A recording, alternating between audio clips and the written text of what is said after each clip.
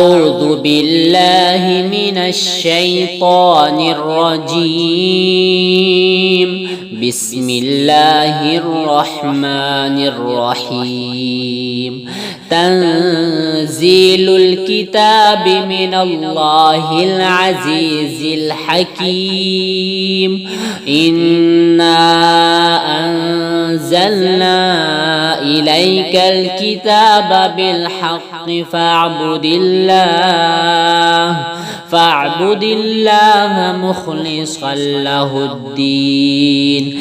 ألا لله الدين الخالص والذين اتخذوا من دونه أولياء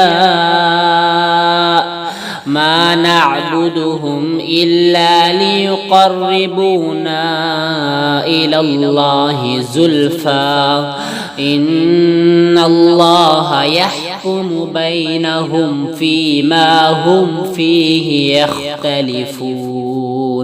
إن الله لا يهدي من هو كاذب كفار.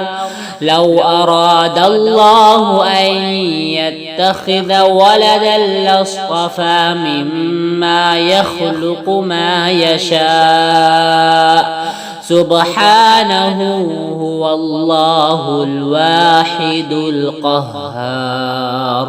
خلق السماوات والأرض بالحق يكور الليل على النهار ويكور النهار